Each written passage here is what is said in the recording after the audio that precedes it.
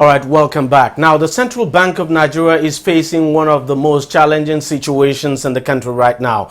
Since Nigeria slipped into recession in 2016, the Apex Bank has done all within its power to fix the country's forex problems. More than 3 different policies have been adopted in the last 6 months to fix the free fall of the naira in the parallel market, but none seems to be working. From the clampdown on BDC operatives to fixing official rate of dollar to a particular amount and withdrawing the sales of dollar to BDCs at some point, everything seems not to be working as the naira continues to slip further against the dollar. The CBN last week now released a new guideline for the operationalization of new forex policy, I should say. Now, that has to do with personal travel allowance and school fees. Now, the CBN said the move becomes necessary to ease the difficulty encountered by Nigerians in obtaining funds for what it calls invisible transactions.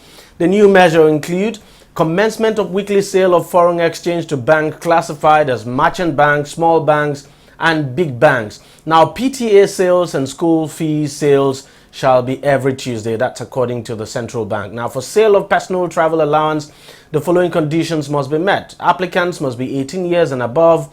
Applicants or beneficiaries shall be holders of Nigerian passports. Applicants shall be account holder in the chosen bank, and PTA shall only apply to journeys of not less than 5 hours flight time, and the flight must originate from Nigeria. Now, applicants must have verifiable BVN, and applicants shall be entitled to just $4,000 per quarter. Part of the guidelines on school fees include remittance shall be made directly to the school's account. Application shall be for not more than 15,000 or its equivalent per semester. Applicants shall present the school invoice and admission letter. With these new guidelines now, all banks are expected to submit a daily return of their sale of foreign exchange for PTA and school fees to the central banks. Now, this move becomes necessary despite agreements reached with BDC operatives recently to peg the price of dollar at an agreeable rate. It seems, of course, not to be yielding positive results. The banks have been compelled now, not being compelled, advised, I should say, to take this step to bridge the heavy gap now, the huge gap, I should say, between the official rate and the black market. And of course, banks have also been asked to open kiosks, that's Forex kiosks now, at the various airports, major airports now across the country. Joining me right now to discuss this new CBN Forex policy as well as the general Forex problem in the country is the Managing Director of Carry Asset Management Limited and an investment bank now based in Lagos, Mr. Johnson Chukwu. Mr. Chukwu, thank you very much for joining us on the program. First, let me get your take on these new Forex policy, because it appears we're beginning to see some positive results.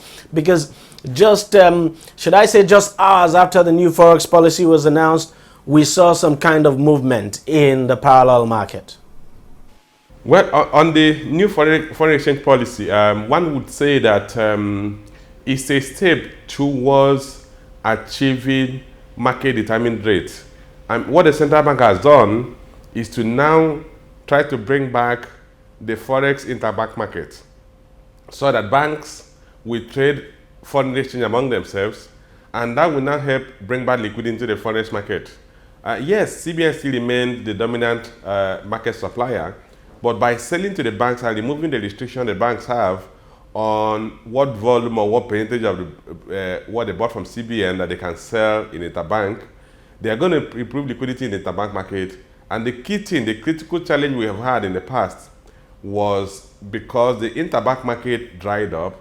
In fact, the interbank market became non-existent at some point, that naira lost its liquidity in the FX market. So what the central bank is trying to do is to restore that liquidity and restore the interbank market.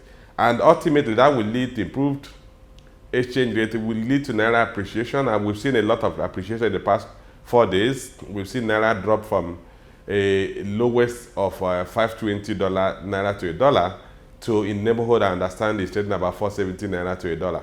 So we expect that level of appreciation. We expect that ultimately, if the central bank can sustain the supply in the interbank market, we may begin to see a thinning of the spread between the parallel market and official market trades. As I said, we have seen, even before the central bank actually began this policy, just by announcing the policy alone, we saw a movement in the parallel market. We saw the naira appreciating against the dollar, and that trend has continued up till this moment. And even when the CBN, has actually not begun implementing the new guidelines. You see the movement we're seeing in the parallel market now.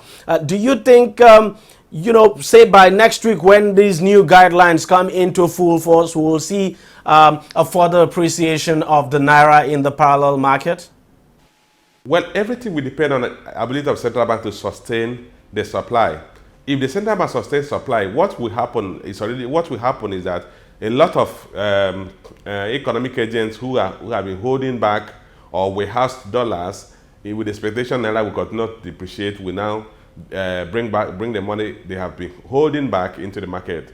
They will now begin to supply the market. So we're going to begin to see supply from autonomous sources, which is critical to achieve market liquidity. Because the general expectation over the past couple of months have been that the naira will continue to depreciate, a lot of people have been taking position in dollar with the expectation that they're going to make capital gains or exchange rate gains. But unfortunately for them, if this appreciation we've seen in these past few days is sustained, we will see those people begin to offload to the market. And once you have multiple supply sources, then one would expect that the parallel market will continue to appreciate. But it all depends on the ability of central bank to sustain supply in the interbank market. Of course, we know this. Talking about that sustenance, how are you convinced? How do you think the central bank, or what approach do you think the central bank should adopt to sustain this? Because this is very important. You look at the foreign reserve, it appears to be growing. Some people have said that could be one of the reasons why the central bank is emboldened to intervene in this manner. So how do you think the central bank can sustain this for a longer period? And for how long would you say? Well, for central bank to sustain the supply, the fiscal authorities must support the initiative that central bank has taken. I want to believe there's, before the central bank took this bold policy, they have reached some level of understanding with the fiscal authorities. If you observed, the central bank waited until the reserve got to 29 to 30 billion, because with the inflow of the proceeds of the Eurobond, I believe the reserve would have touched something like 30 billion. And we need to, the fiscal authority also still need to provide additional support in the form of achieving stability in the Niger Delta so that production will continue to improve. Crude production is critical for Nigeria to improve on foreign exchange earnings. That will give the central bank the war chest to continue to support the interbank market. Then other things that the central bank, the fiscal authority need to do is that the fiscal authority is already in negotiation with the World Bank and the China for about $2.3 billion additional budget support line. That will help further boost the capacity of central bank to intervene in the market. Then we should also look at long-term foreign exchange supply sources, like construction of infrastructure that will allow private capital to come in for the long term, for you to attract foreign direct investments. Issues like sale of assets, which the fiscal authority have mentioned now and then. Those are the areas that we need to begin to attract long-term capital that will be stable, that will lead to that will help central bank achieve stability in the exchange rate. Those areas are the fiscal authorities' role that are critical for central bank to have the wherewithal to support the current appreciation we're seeing. On the central bank side, I expect them to go into further currency swap, that will temporarily and in the short term boost their capacity to sustain this current rally we have seen in the FX market.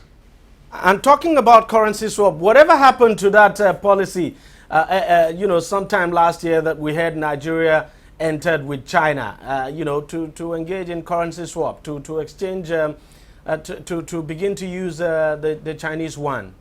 Well, I think that discussion grew cold after the initial hypes and excitement that was created by the ministers and the president on currency swap with China. Not much have been heard of it. A number of us asked a couple of questions then. what was the amount of the swap, what was the tenor, what was the conversion rate or the maturity cost of such swap. But unfortunately, we didn't hear much about that.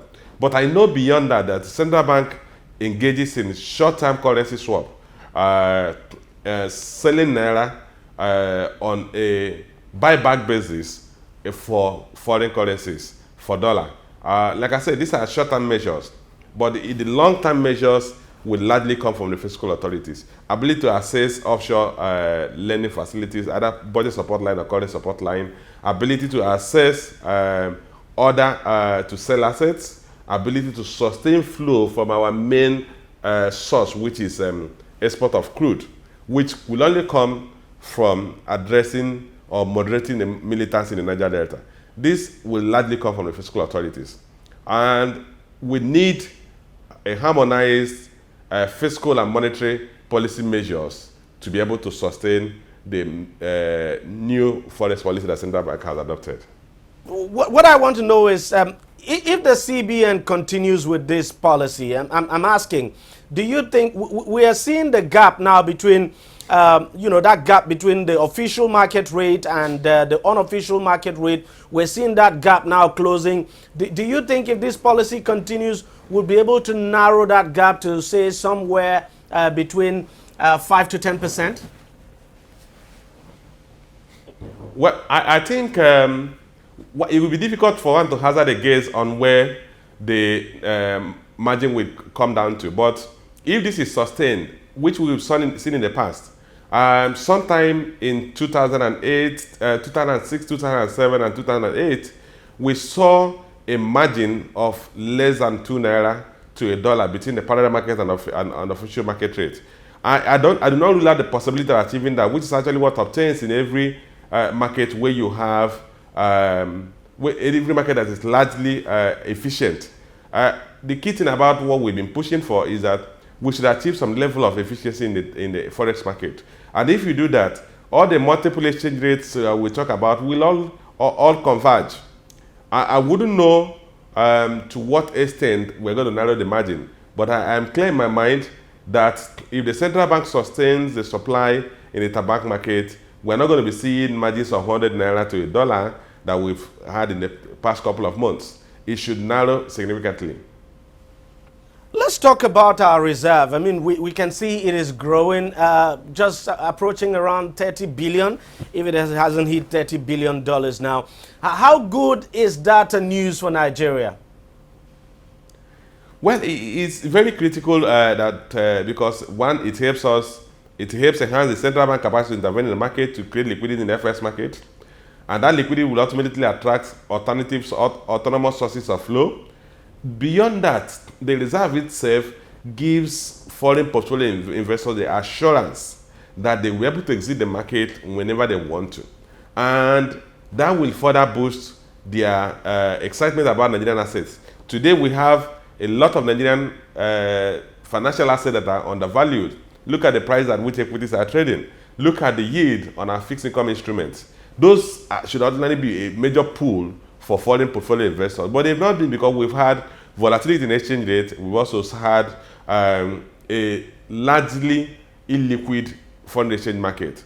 But with the liquidity coming back to the foreign exchange market, which will help us achieve stability in exchange rate, the reserve will now act as a kind of assurance for foreign portfolio investors to come in. So the reserve of 29 billion, 30 billion we're now talking about will certainly act as a booster for attracting foreign portfolio investors, beyond giving the central bank the tools or the war chest to intervene in the market as the need arises.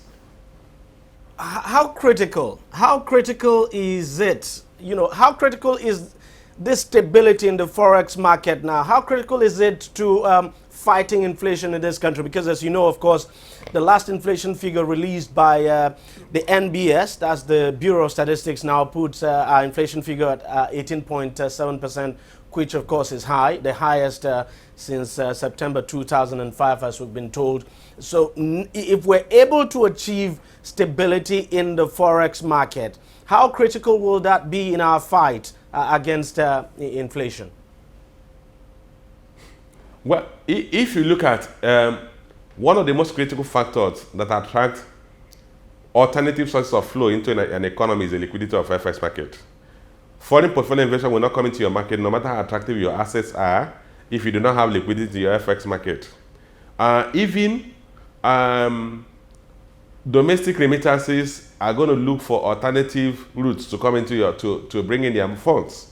So you find out that if you do not have liquidity in your FX market, even some of the foreign direct investors, they want to convert their dividend back to dollar to take their dividend income. They want to make remittances of sale of assets that they may want to make in your country over a long period of time.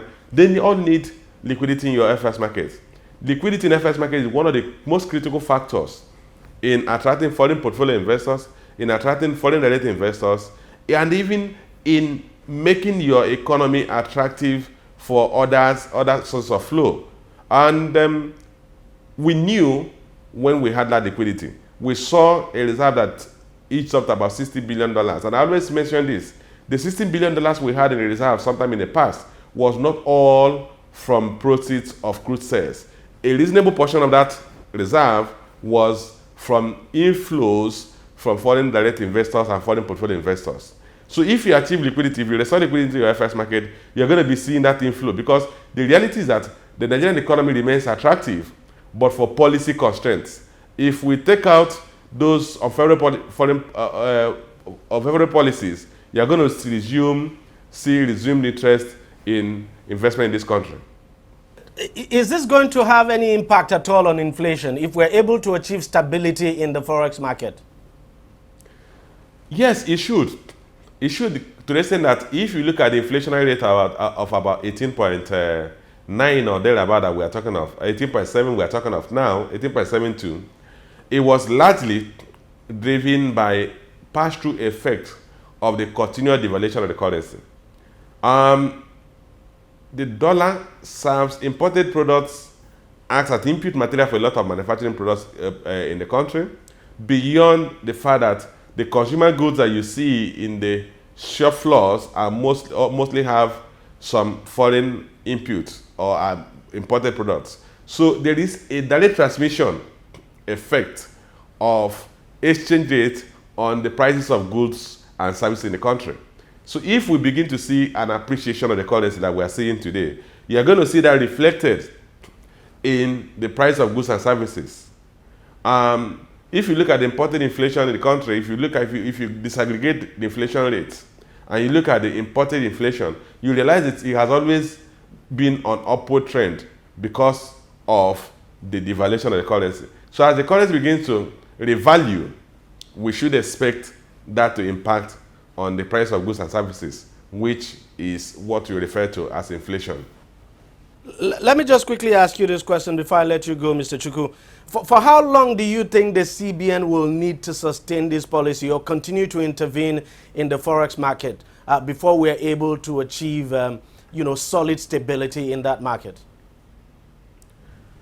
Well, that might be difficult to say exactly timeline, because if you look at, for instance, the likes of JP Morgan declare that your FX market maintains liquidity for at least 1 year, 12 months, before they can reconsider readmitting you in their emerging market global bond index. And the same thing applies to Barclays Bank emerging market instruments. So you need to sustain this for, on average, close to 12 months. But be that as it may, you are still going to see a lot of foreign portfolio investors who are not indexed to any of these two major indices to come into your market. I think what matters is that at the point when we achieve public confidence on our local currency, and then begin to see the likes of even Nigerians who are holding back on foreign currency. CBN at some point said that the balances that Nigerians hold in domestic accounts is about $20 billion. A reasonable portion of that is flight to safety. By the time that kind of volume, even 50 billion will release into the market of $10 billion, you are going to see confidence restore in our local currency, and central bank does not need to intervene quite often as it needs to do now. The key thing is that once we achieve that liquidity, and you are beginning to see multiple sources of inflow other than sales from central bank, then central bank will now pull back and begin to maintain its market-making role of intervening to stabilize market where there's distortion. There's one thing you would want the central bank to change in these new guidelines. What would that be? Well, I think the thing I want them to do, to look at the guideline on further liberalizing the interbank market, and then narrow the spread that the banks can make. Because if you have major such huge spread, it serves as a disincentive for banks to engage in frequent sales and frequent trades, because they now make huge profit from one single transaction. If the margin is thin, it allows for higher level of efficiency in the market space. So I think they need to narrow that spread, and then that will encourage banks to be more actively involved in trading. And that frequency of trade is what you need to create liquidity in the market. Do you have any problems at all with that directive to the banks to open Forex shops, Forex kiosks now at the major airports in the country? Well, for me, it's I wouldn't say I have a problem with it, but I think it's largely not operational. It's largely going to be very difficult for the banks to operationalize. The banks need to put in structure, and the airports cannot even accommodate a lot of the banks. You don't have those space in the airports. I think what we need to do is this. We already have the retail outlets, the BDCs. It's for central bank to continue to supply the BDCs and possibly improve the supply to the BDCs.